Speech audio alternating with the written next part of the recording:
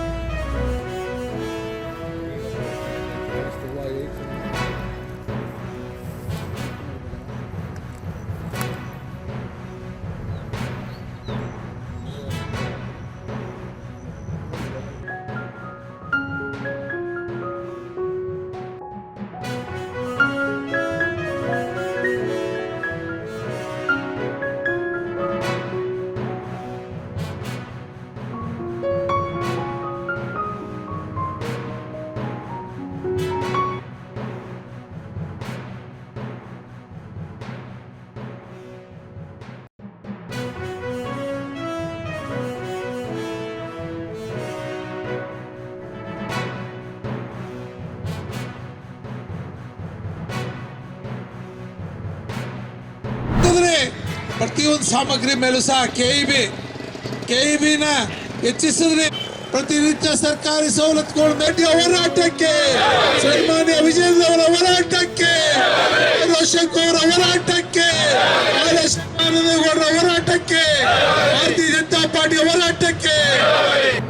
ಈ ಒಂದು ವಾಕ್ ಸ್ವಾತಂತ್ರ್ಯದ ವಿರುದ್ಧವಾಗಿ ಈ ರೀತಿಯಾದಂಥ ದ್ವೇಷ ಭಾಷಣ, ಯಾವ ಪ್ರತಿಪಕ್ಷಗಳ ಭಾಷಣವನ್ನು ದ್ವೇಷ ಭಾಷಣ ಅನ್ನೋದ್ರ ಮೂಲಕ ಇವರು ಕಾಯ್ದೆನ ತಂದಿರತಕ್ಕಂಥದ್ದು ಸಂವಿಧಾನಕ್ಕೆ ವಿರುದ್ಧವಾದಂಥ ವಿಚಾರ.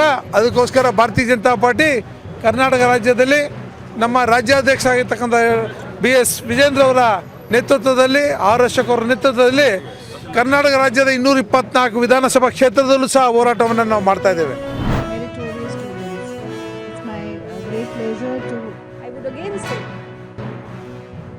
What you must always remember is that as a doctor you have entered into a social contract. So that touch of humanity should never be left behind. I would just like to say, when we all gather here today, we expect each one of you who would be receiving a degree here, we expect you to be the doctor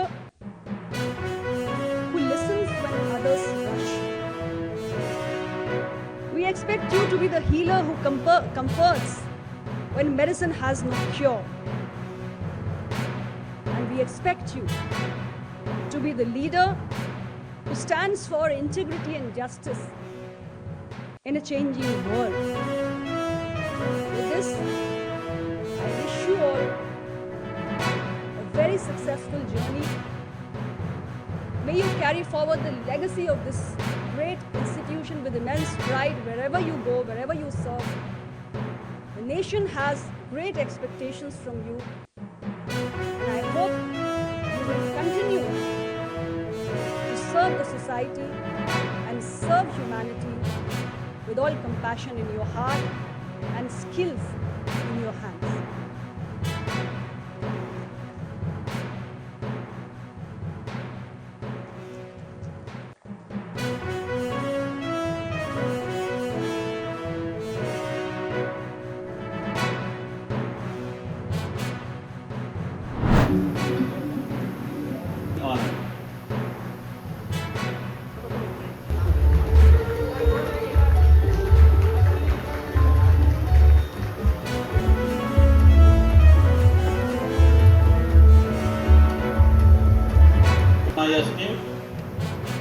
from estate ನೀಲಗಿರಿ.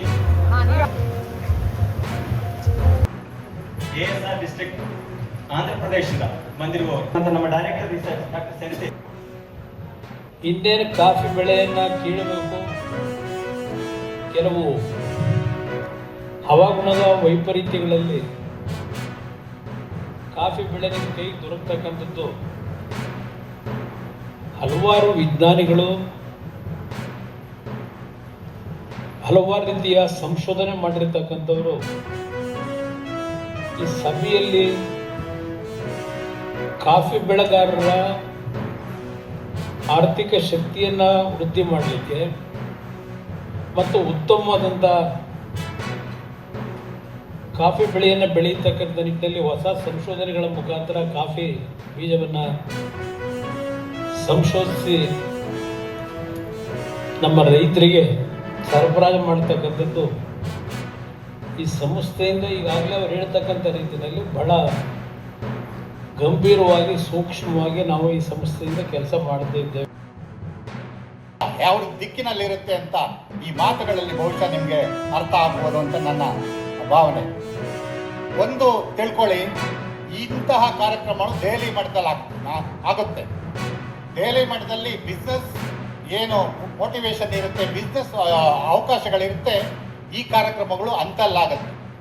ಆದರೆ ನಾವು ಅದೇ ಥರದ ಕಾರ್ಯಕ್ರಮವನ್ನು ನಮ್ಮ ಸಣ್ಣ ಬೆಳೆಗಾರರಿಗೆ ತಲುಪಬೇಕು ಅನ್ನೋದು ಉದ್ದೇಶ ಇಟ್ಕೊಂಡು ಹೊಳೆಹೊನ್ನೂರಲ್ಲಿ ಈ ರೀತಿಯಾದ ಅದ್ಭುತ ಕಾರ್ಯವನ್ನು ಕೇವಲ 12 ದಿವಸದಲ್ಲಿ ಇದನ್ನು ಪ್ರಾರಂಭ ಮಾಡಿ. ಆದ್ಮೇಲೆ ಎಲ್ಲ ಸುದ್ದಿಗಳನ್ನು ನೋಡಿದ್ರಲ್ಲ, ಏನು ಅನಿಸ್ತು ನಿಮಗೆ?